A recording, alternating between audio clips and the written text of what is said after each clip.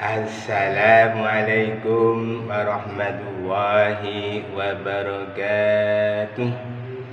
Alhamdulillahirabbil alamin wassalatu wassalamu ala asrafi anbiya'il mursalin sayyidina Muhammadin wa ala alihi wa ashabi ajmain.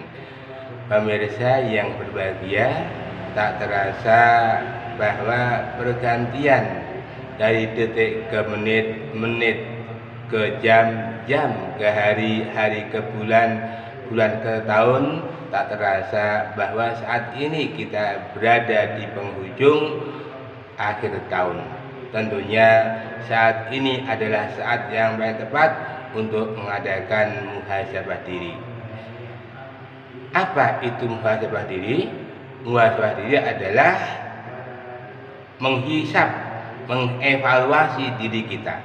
Apakah dalam setahun ini banyak amal solehnya atau banyak amal salahnya?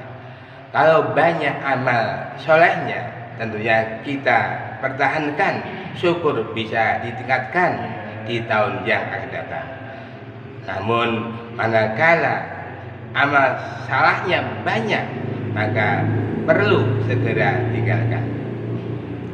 Sehubungan dengan hal di atas, tausiah edisi kali ini kami akan mengambil tema yaitu muhasabah diri. Allah berfirman di surat Al-Hasyr ayat 18, A'udzu billahi minasyaitonir rajim. Bismillahirrahmanirrahim. Ya ayyuhalladzina amanu taqullaha wal tanzur nafsum ma qaddamat lighad wattaqullah innallaha khabirum bima ta'malun. Hai orang-orang yang beriman, bertakwalah kamu kepada Allah, dan hendaklah setiap jiwa mempersiapkan bekal untuk hari esok, dan bertakwalah kepada Allah, sesungguhnya Allah mengetahui apa yang kamu kerjakan. Dari ayat di atas kita bisa mengetahui bahwa dalam ayat ini adalah merupakan satu-satunya ayat dalam Al-Quran, yaitu satu ayat mengandung dua perintah takwa. Maka begitu pentingnya takwa dalam kehidupan. Dengan bertakwa kita akan diberi kemudahan di dalam menghadapi masalah. Setiap masalah yang kita hadapi akan diberi jalan keluar oleh Allah Subhanahu wa Ta'ala. Begitu juga ketika kita takwa, maka Allah akan memberikan rezeki yang datangnya tidak disangka-sangka.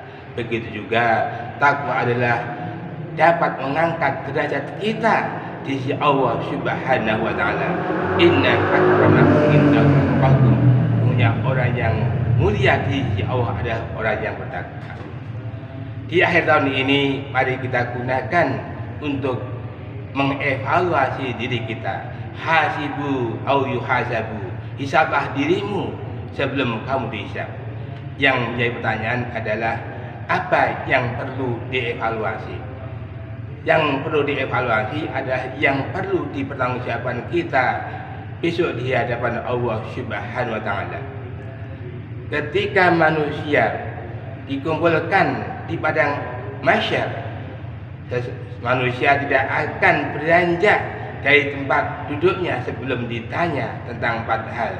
Yang pertama adalah umurnya, yang kedua hartanya, yang ketiga ilmunya, dan yang keempat adalah jasmaninya.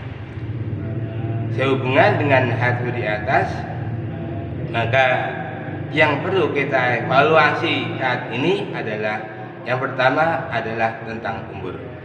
Kita tahu bahwa umur adalah rahasia Allah Subhanahu wa Ta'ala.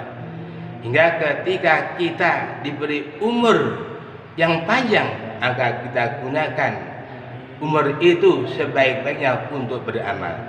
Sebaik-baik manusia adalah orang yang panjang umurnya dan banyak amal solehnya. Begitu juga sebaiknya sejelek-jelek manusia adalah yang panjang umurnya dan banyak amal keburukannya. Maka dari itu mari kita manfaat umur kita, dan kita perlu tahu bahwa kita jangan sekali-kali mati sebelum masuk dalam agama Islam. Ya ayyuhalladzina amanu taqullaha haqqa tuqatih wa la tamutunna illa wa antum muslimun. Hai orang-orang yang beriman, bertakwalah kamu pada Allah dengan sebenar-benar takwa dan jangan sekali-kali mati sebelum masuk dalam agama Islam. Maka dari itu di akhir tahun ini mari kita manfaatkan sisa umur kita untuk meningkatkan amal soleh kita yang akhirnya kita dimudahkan dapat menghadapi husnul khatimah. Pemirsa yang berbahagia, adapun yang kedua adalah harta. Harta juga perlu kita pertanggungjawabkan. Bagaimana harta itu kita peroleh? Karena ada golongan, 4 golongan yang mencari harta. Yang pertama diterima oleh Allah Subhanahu wa taala, yang ketiga ditolak. Yaitu yang pertama, orang mencari harta dengan cara yang halal, digunakan dengan cara yang halal. Ini diterima oleh Allah Subhanahu wa taala. Yang kedua adalah orang mencari harta dengan cara yang halal, digunakan dengan cara yang haram, ditolak oleh Allah Subhanahu wa taala.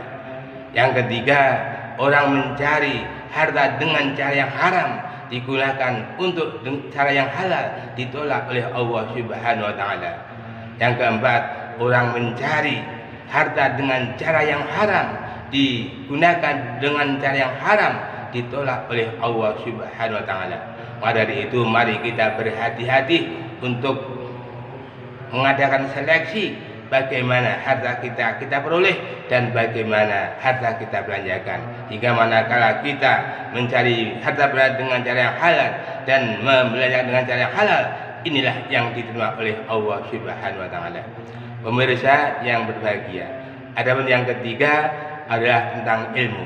Kita tahu bahwa kewajiban seorang muslim adalah menuntut ilmu. Maka dari itu ketika kita diberi kesempatan untuk menuntut ilmu, mari kita segera tunaikan. Kewajiban menuntut ilmu adalah dimulai dari ayunan sampai ke liang lahat. Utlubul ilmi minal mahdi ilal lahdi. Tuntutlah ilmu dari ayunan sampai ke liang lahat. Karena orang yang menuntut ilmu akan diangkat oleh Allah Subhanahu wa taala derajatnya. Yarfa'illahu alladziina amanu minkum walladziina utul darajat. Allah akan mengangkat orang yang beriman dengan kamu dan orang yang berilmu ke dalam beberapa derajat. Tentunya manakala kita berilmu, insya Allah kita akan mendapat derajat di sisi Allah Subhanahu wa taala. Muslimin, pemirsa yang berbahagia. Adapun yang keempat atau yang terakhir adalah jasmani kita. Tubuh yang sehat adalah sangat dicintai oleh Allah dan Rasulnya. Tubuh yang kuat adalah lebih baik daripada tubuh yang lemah. Dari itu ketika kita memiliki jasmani yang kuat, sehat, mari kita gunakan untuk menolong agama Allah. Karena dengan menolong agama Allah, niscaya kita akan mendapat keberuntungan dunia dan akhirat. Maka dari itu ketika kita masih sehat, mari kita gunakan potensi kita untuk mengisi kehidupan kita dengan dakwah, yaitu menegakkan kalimat la ilaha illallah. Maka dari itu dengan memiliki jasmani yang kuat, maka insya Allah kita akan diberi kemudahan di mana saja berada, yaitu manakala kita curahkan jasmani kita, kekuatan kita, kesehatan kita untuk menolong agama Allah. Itulah 4 hal yang perlu kita evaluasi, kita bertanggungjawabkan besok di hadapan Allah Subhanahu wa taala.